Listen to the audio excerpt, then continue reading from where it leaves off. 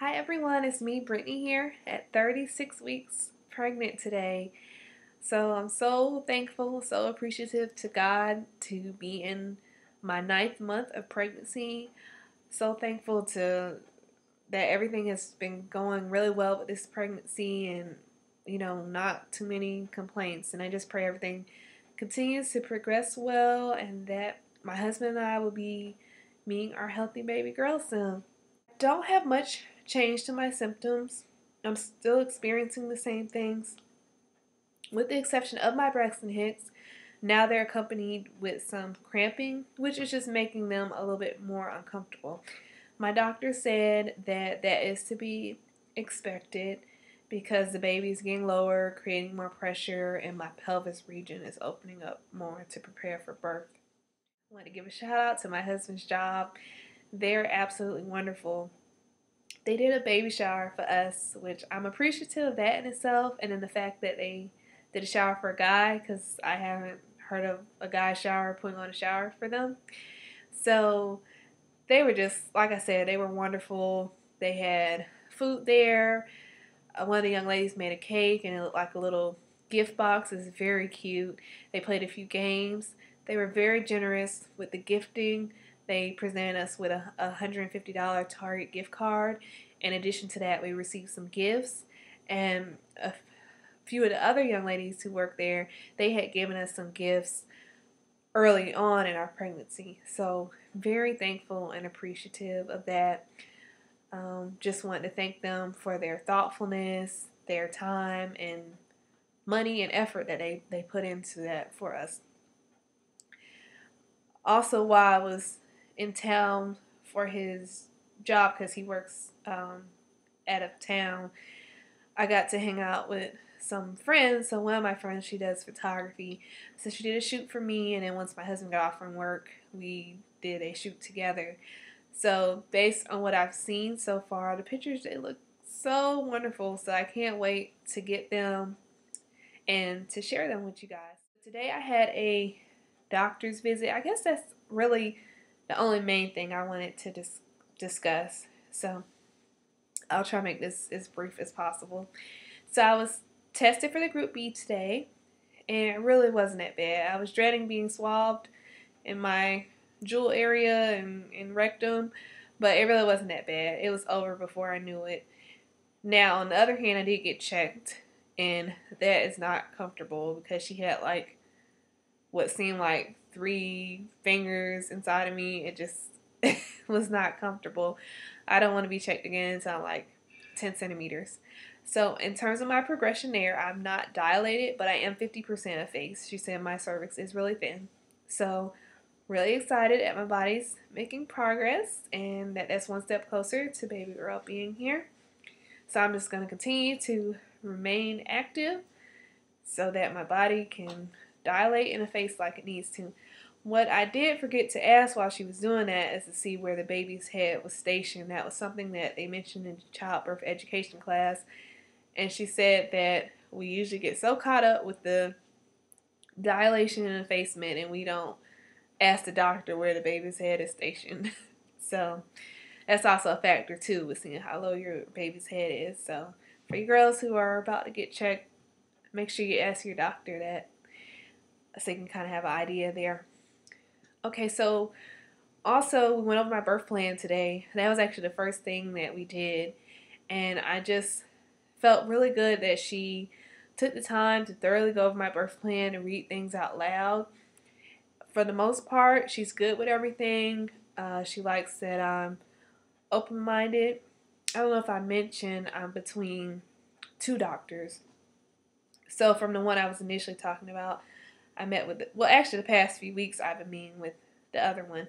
So that's who went over the birth plan with me.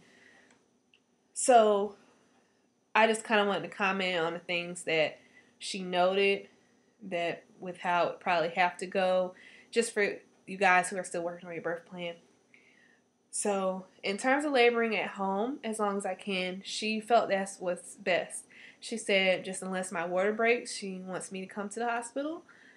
But she said long as I'm tolerating the contractions, that's perfectly fine with her. And Okay. I had mentioned about staying hydrated with clear liquids and ice chips.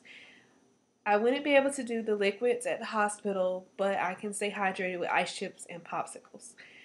In terms of the intermittent monitoring, where I'm on the monitor part of the time and off hopefully the majority of the time, she just said she needs to check with the hospital's intermittent policy, which I didn't know hospitals have certain policies. So she totally doesn't have an issue with it. It's just she wasn't sure how long they would like for me to be on the monitor.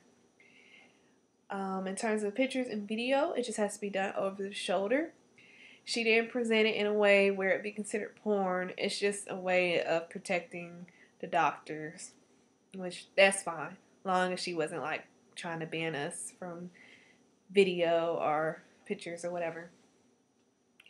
With delivery, um, she's they encourage pushing spontaneously, and she's saying you usually have to be coached, like when you have an epidural where you're not feeling anything, but they like for you to push as you actually have the urge to push. They don't use forceps at all, so that's not a concern. She said it's rare they have to use the vacuum, and she said usually once they mention that to a patient, they muster up the strength that they need to push the baby out. But she said that if it did have to happen, it's when the baby's head, they at least see the baby's head, it's kind of close.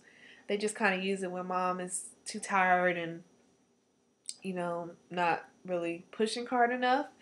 And she said it's usually like something that lasts like 30 seconds. But once again, she said it's kind of rare.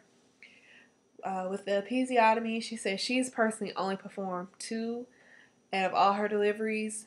She said they always try to massage mom as best as they can to open up the opening more, and they try to do as much as they can to even prevent you from tearing. So she said that wouldn't, unless it's an issue where the baby's, we're getting the baby's head out, but they don't just cut you in and have you like pushing or whatever. They have to see that it's just kind of hard for the baby to get their head out, and then they would cut. But she's, like I said, she's only done it twice. So, in terms of the umbilical cord, with wanting it to have an opportunity to pulsate, no issue with that. She just said that she probably would need to be reminded, her and the other doctor, whoever delivers me, because she said they are used to just routinely clamping and cutting the cord, but she said it's totally not an issue. As far as with delivering the placenta spontaneously without medication, she said that they don't use medication for that. I believe she called it a tug cord or whatever. They just tug on the cord a little bit. She said it usually kind of comes out that way without much pushing. And if it doesn't come out after 30 minutes, they reach their hand in there and grab it, which I don't even want to think about after how that check felt today. With my newborn goals and breastfeeding goals, those were matters I would have to take up with the nurse and the pediatrician, because she said once the baby's born, that's their job is kind of done, and then everything's kind of in the hands of the pediatrician and nurse from there. So I was glad that she was, that made me feel even more comfortable and that we're on the same page and everything.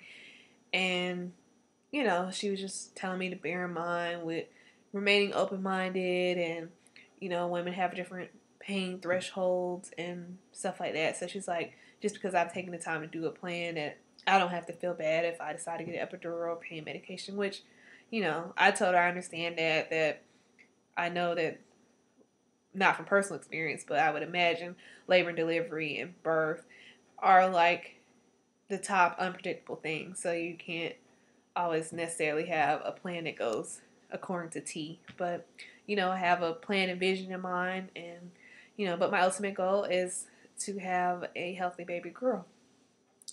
So that was pretty much it with the doctor's visit. They actually already scheduled my next 4 visits. Oh, one more thing with the doctor visit, we were talking about induction. I believe I mentioned they would let me go up to 41 weeks, which, what I've been hearing, usually when you're overdue, you're ready for the baby to be out anyway. So that's not, an issue as far as, because that's when they don't discuss induction until you're overdue. But she was mentioning the days that they do inductions, and because they wouldn't want me to go past March 19th, and I'm doing the 12th. So she was talking about like when I could go ahead and schedule it for that particular week, which I just kind of felt like I'll cross that bridge when I get to it. You know, why do I need to schedule an induction if I don't even know if I'll be overdue or not? So I didn't schedule that. So I'll see how things go with that. I'm pretty much done with packing my bag and the baby's bag, but I'm not done. And I need to install the car seat. I want to take it by, we have places you can go where they inspect the installation. I believe it's a site called carseatcheck.org. I'll put the exact site at the bottom, but you can find a place in your area that will inspect to ensure that you installed your car seat correctly. So I plan to have those things done by the end of the week. My doctor actually did ask me today if I had my hospital bag packed. So I told her it was partially done, and she told me that I need to go ahead and finish that. So, okay, that's pretty much it, guys. Feeling good, and I hope the rest of the other expectant mommies that y'all are all doing good with your pregnancies and everything. I'll go ahead and show you my belly. So here's the front and the side with shirt up, and the front with the shirt up.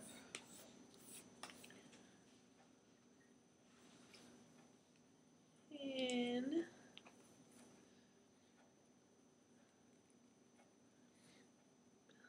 I can't see. I'm at 39 inches. So thank you to everyone for watching.